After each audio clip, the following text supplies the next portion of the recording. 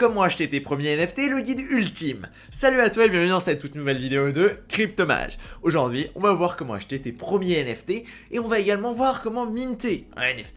Du coup, l'idée, ça va être simplement de commencer par un petit disclaimer et après on va attaquer étape par étape. On va cocher les cases histoire que tout soit rempli et à la fin on va terminer avec quelques tips qui seront les bienvenus je pense. Du coup, première chose, c'est de savoir que les NFT ça représente un investissement risqué. C'est comme si tu investissais dans une start-up.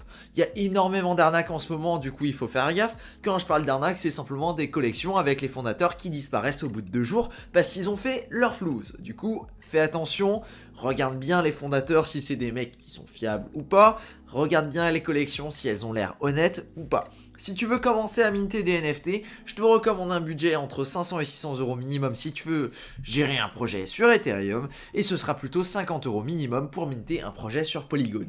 Il y a pas mal de projets pas chers sur Polygon, et surtout, tu vas éviter les gros frais de gaz. Par contre, il y a moins de projets intéressants sur Polygon simplement parce que c'est moins utilisé. Voilà. Du coup, on va commencer tout de suite. On va setup ton wallet. Pour setup ton wallet, on va utiliser MetaMask, nous. Du coup, très simple. Tu vas ouvrir ton navigateur et tu vas aller choper MetaMask. MetaMask Wallet, du coup. Tac, tac. On va aller le choper directement du coup sur le site, je te mettrai tout dans la description. Tu peux cliquer sur Download et à partir de là, tu vas pouvoir installer MetaMask.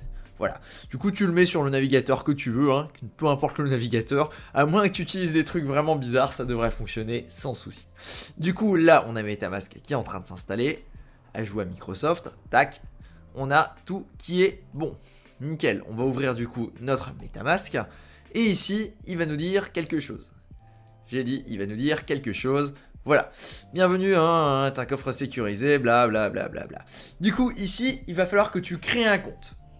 Alors, soit tu as déjà un compte et tu vas pouvoir l'importer grâce à ta phrase, soit tu n'as pas de compte et du coup, tu vas créer un portefeuille. Simplement cliquer sur créer un portefeuille et comprendre 2-3 choses. Alors déjà, quand tu crées un compte MetaMask, l'idée en fait, c'est que le code que MetaMask va te donner, tu ne vas jamais... Enfin, tu liras ça par toi-même, moi je te fais un rapide récap. L'idée, c'est que le compte que toi tu vas créer, en fait, il est associé à une passphrase et n'importe qui a accès à cette passphrase a accès à ton code. C'est un peu différent du système à mot de passe assez habituel, comme on peut le voir sur des trucs un petit peu plus classiques.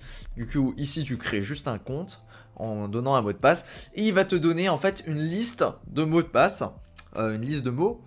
Oui, t'as la petite vidéo d'explication.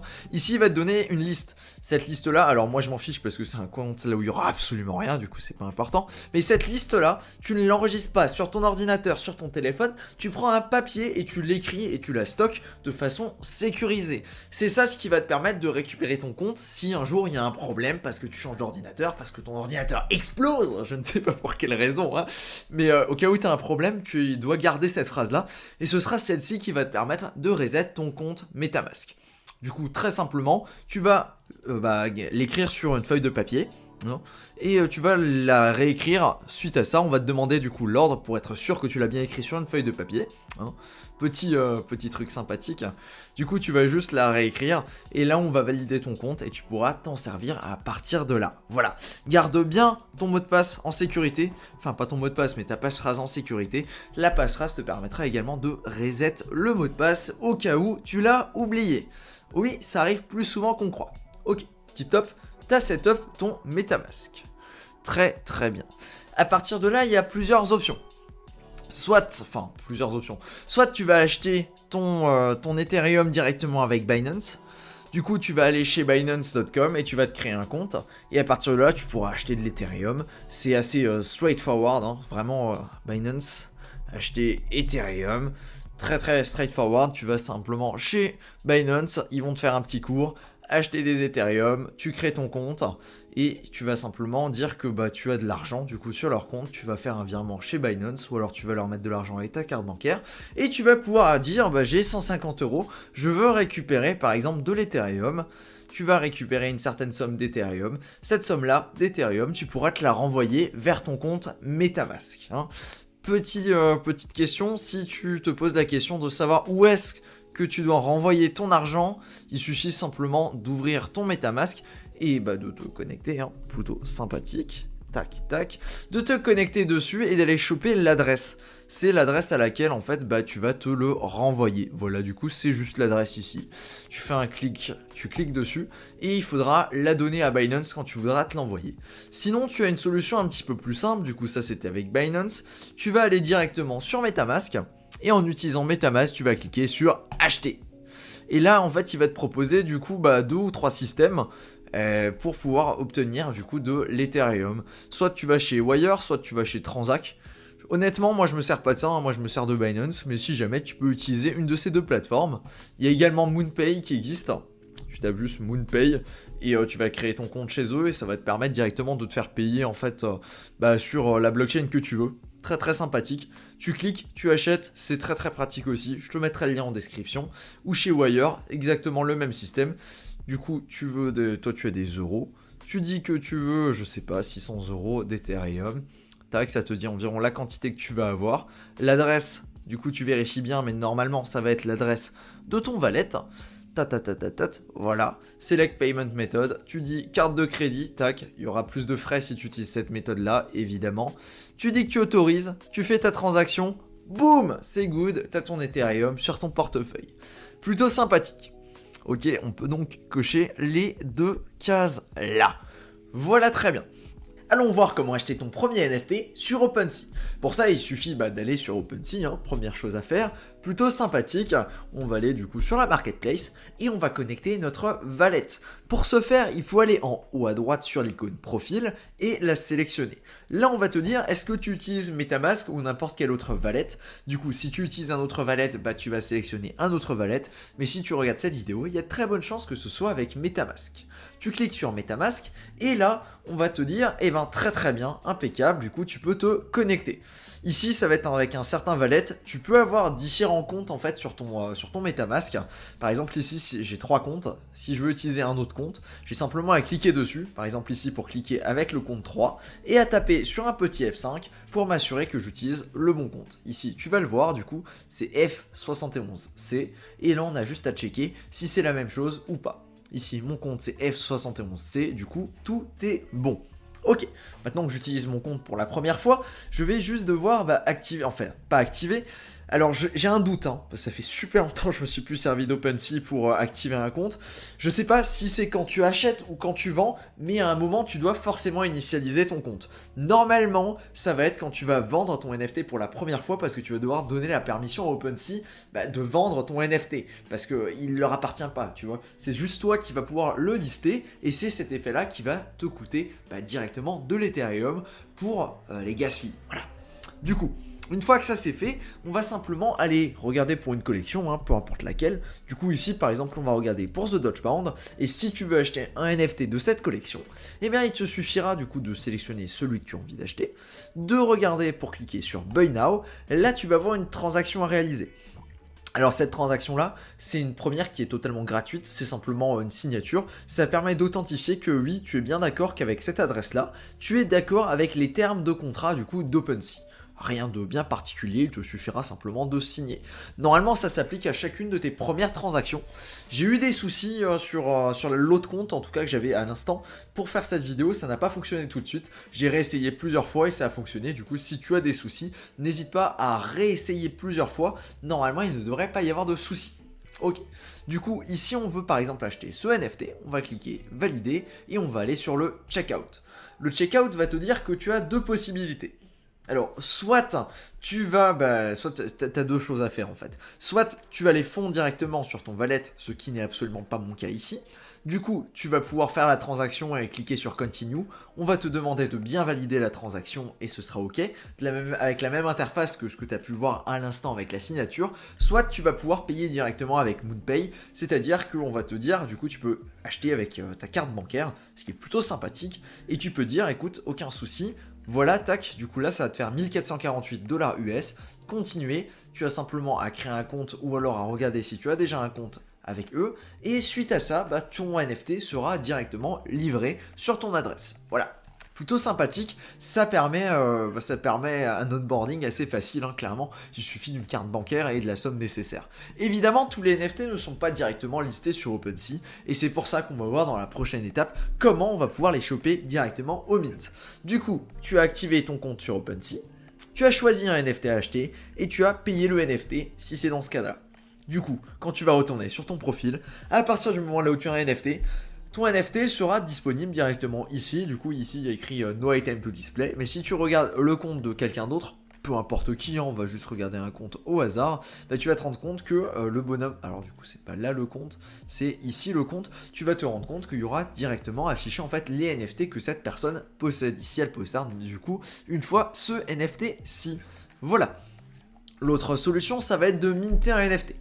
C'est-à-dire que là, en fait, ce qu'on a vu avec OpenSea, c'est ce qui s'appelle le marché secondaire. C'est-à-dire qu'à partir du moment là où quelqu'un a acheté un NFT ou a créé un NFT, il va pouvoir le vendre au marché secondaire, il va pouvoir le lister sur OpenSea.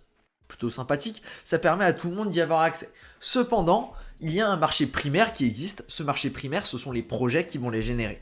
C'est-à-dire qu'un projet va dire, écoutez les gars, moi je vais lancer mon projet. Si vous allez sur ce site à telle heure, le projet est lancé, vous pouvez minter mon NFT. Cela va vous coûter, je ne sais pas quelle somme, hein, peu importe, la somme là. Et avec cette somme-là, vous allez recevoir un de mes NFT en échange. Écoute, je viens de te trouver un exemple là tout de suite de à quoi ça peut ressembler du coup à Mint.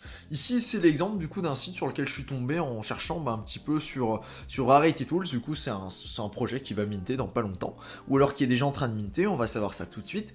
La majorité des sites ont un bouton avec cliqué écrit Mint Now, du coup pour je vais minter. À savoir, si t'as pas la définition de mint, c'est simplement en fait créer un NFT, c'est acheter un NFT directement sur le marché primaire. Donc on va connecter notre wallet, tac, connect.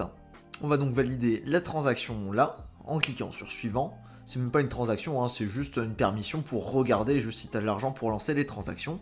Là tu vas voir, on a l'information, du coup le mint est en cours, il y a 41 NFT qui ont été mintés sur les 3000, et si on veut acheter du coup un de leurs NFT, ça va nous coûter 0,05 Ethereum.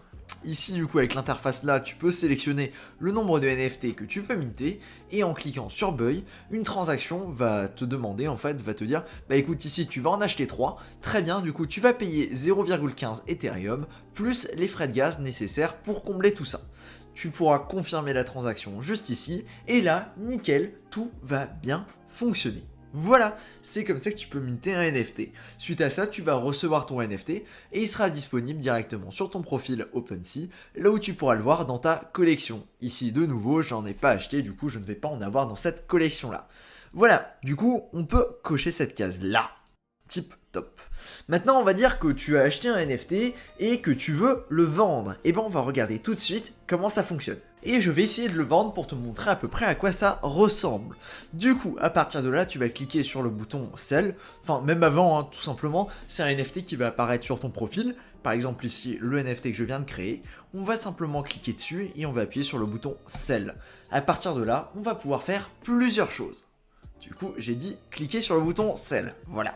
Du coup, ici, ça va être à toi de définir en fait comment tu veux le vendre. Soit tu vas le vendre avec un système d'enchères, soit tu vas le vendre à un prix fixe. Pour simplifier les choses, on va le vendre à un prix fixe et on va dire, je sais pas, je le vends pour 60 $. On s'en fiche, de toute façon, je vais pas vraiment le lister, c'est juste pour l'exemple. On va donc cliquer sur Complete Listing et ici, tu vas voir qu'on va avoir une transaction. La première transaction, du coup, c'est ici que ça s'applique, c'est quand tu veux vendre un NFT pour la première fois, c'est une transaction d'initialisation. La transaction, là maintenant tout de suite, va coûter 62 $. En fonction du moment, la transaction va coûter plus ou moins cher. Je t'expliquerai ça à la fin de la vidéo. Il y a un petit moment là où je te donne 2-3 tips. Ça va être à ce moment là que je vais t'expliquer comment payer moins cher le prix de cette transaction là. Une fois que ça c'est fait, tu vas valider cette transaction là, tu vas approuver du coup l'item et tu vas confirmer. Du coup 3 trucs, oui c'est un petit peu lourd, c'est surtout la première fois que c'est embêtant, hein. Après à la suite, si tu as approuvé la collection, si tu as approuvé le wallet, ça se fait tout seul, ça se fait en 2 clics, ça fonctionne très bien. Voilà, du coup c'est juste comme ça que ça fonctionne. Tu vas pouvoir lister et ça va lister avec les paramètres que tu as donnés, du coup les paramètres qu'on a pu rentrer juste ici, tout à l'heure quand on était dans la partie Sell. Voilà, très bien. Nickel. Tu sais comment lister ton NFT et tu sais comment activer ton compte sur OpenSea. Il s'agit simplement d'une transaction. Du coup, il faudra évidemment que tu t'envoies de l'Ethereum sur ton wallet, sinon tu ne pourras pas passer les transactions et ça peut être assez embêtant parce que tu pourras tout simplement rien faire. Maintenant, on va donc passer à la catégorie tips. Parce que je sais que c'est quelque chose qui va t'intéresser. Clairement, on n'a pas tous envie de payer très très cher le gaz. Du coup, le premier tip, ça va être simplement pour payer moins cher le gaz. Du coup, ce qu'il faut que tu saches, c'est que le gaz, en fait, c'est ce qui va te permettre de faire des transactions. Plus la transaction est complexe, plus il va te falloir d'unités de gaz pour passer les transactions. Et aussi, plus il y a de gens en même temps qui font des transactions, plus ça va te coûter cher, simplement parce que c'est un système d'enchères. Pour savoir à combien le gaz est à l'heure actuelle, il te suffit simplement d'aller sur Etherscan et de les checker le gaz tracker. Je te mettrai le lien dans la description. Là maintenant, tout de suite, si tu veux faire une transaction sur Ethereum, ça va te coûter 48 gwei. Alors 48 gwei, c'est l'unité que tu vas payer en fait. Ça va pas te coûter 48 gwei, c'est 48 gwei, ça va être multiplié en fait par la quantité d'énergie que tu dois faire. Bref, c'est pas important. Toi, ce qui t'intéresse, c'est que plus ce chiffre-là est petit, moins tu vas payer cher. Ce chiffre-là, en général, il est plus petit le dimanche matin et le samedi matin, simplement parce qu'il y a moins de transactions qui se font à ces moments-là. Voilà. Juste le petit truc à savoir, en général, à ces moments-là, les frais sont plus faibles et du coup, il y aura moins de transactions. Attention, tu peux également rentrer manuellement un prix pour ta transaction, mais ta transaction se fait refull au bout d'un certain moment, du coup c'est pas forcément le bon plan, et malheureusement certaines transactions ne sont jamais validées, du coup tu dois manuellement les dévalider et ça te coûte des gaz, et du coup c'est encore moins le bon plan. Voilà, du coup le plus simple c'est tout simplement d'attendre soit que ce chiffre là passe en dessous des 20, ça arrive de temps en temps, surtout le samedi dimanche au matin, soit de payer le prix fort en fonction du moment auquel tu veux le faire. La majorité du temps, j'imagine que tu risques de ne pas être très très pressé pour faire ces transactions là, du coup pas de souci, tu peux simplement attendre le samedi ou le dimanche matin et te rendre compte que le prix du gaz sera le plus faible possible. Très très bien. Si tu veux une petite idée de à quoi ça ressemble, tu peux simplement chercher gas price. Tracker ETH, et là on va regarder sur un site un petit peu particulier, sur Pronanson si je dis pas de bêtises, je sais plus si c'est celui-là qui liste ou pas, et il va te dire en fait quel jour en fait c'est le moins cher. Voilà, du coup c'est le site là, je te le mettrai également dans la description. L'objectif de ce site là, c'est de te montrer en fait que en fonction des jours, il y a des moments là où tu vas payer plus ou moins cher le gaz. Alors ici pour le coup, c'est tout simplement basé sur un historique. Donc ça c'était la semaine dernière, le gaz le samedi, il était environ à 20 gwei. Du coup, c'est un prix assez intéressant. Le dimanche, il était même descendu jusqu'à 14 gwei. Très très intéressant pour faire tes transactions. Alors que là, tu peux regarder sur des jours de semaine un petit peu plus classiques. Tu vas voir qu'on est sur du 30, 40, 50 et même sur certains exemples un petit peu précis, on va être sur du 100 gwei. Voilà. Du coup, assez intéressant de faire tes transactions le samedi ou le dimanche. C'est là où il y a le moins de trafic. On peut donc cocher le petit tips pour le gaz et on va donc regarder un tips pour vendre plus vite ton NFT. Pour ça, on va se rendre sur Twitter et il suffit tout simplement d'écrire des tweets. Twitter, c'est véritablement crypto-central, c'est-à-dire que tout ce qui se passe sur Twitter, sur les cryptos, en fait, c'est relayé en direct sur Twitter. Les gens sont des fous, les gens sont tout le temps sur Twitter, surtout les mecs dans la crypto, et parlent énormément en fonction de tout ce qui est NFT. C'est très simple, pour essayer de vendre plus vite ton NFT, il faut que tu fasses de la publicité pour ton NFT. Il te suffit simplement d'aller écrire un tweet et d'aller taguer par exemple avec un hashtag NFT, ou alors de taguer directement le projet sur lequel tu as ta pièce de la collection que tu essaies de vendre, ou alors suite à ça tu peux également aller sur le Discord et regarder pour faire de même, pour dire les gars j'essaie de vendre ça, est-ce que ça intéresse quelqu'un? L'objectif c'est de faire de la publicité à ton offre de vente, histoire qu'elle soit la plus visible possible et que si quelqu'un a envie de l'acheter pour un certain prix, soit il puisse te contacter et vous vous arrangez entre vous pour faire un deal, ou alors il peut directement l'acheter sur OpenSea via ton listing que tu as déjà réalisé. Du coup, aller sur Twitter, mettre un hashtag NFT, $1 Ethereum et taguer la collection de la pièce qui t'intéresse. Voilà, tu mettras juste le lien également de ta vente, ça pourrait aider, ça pourrait être sympathique, ça permettra à plus de monde de tomber dessus. Troisième tips pour trouver des nouvelles collections. Les nouvelles collections, c'est pas forcément le truc le plus simple à trouver. Ça aussi, on va aller chercher sur Twitter. Du coup, sur Twitter, tu peux par exemple aller taper hashtag NFT et on va regarder qu'est-ce qui se trouve dans le hashtag NFT community ou hashtag NFT giveaway, peu importe. Hein. Comme ça, tu vas pouvoir trouver des nouveautés en tout cas. Surtout, tu vas essayer de tomber sur des choses qui sont pas encore trop connues. Pour ça, soit tu peux aller chercher directement dans le latest, qui ne va pas filtrer les NFT qui ne va pas filtrer en fait les NFT par ordre d'intérêt.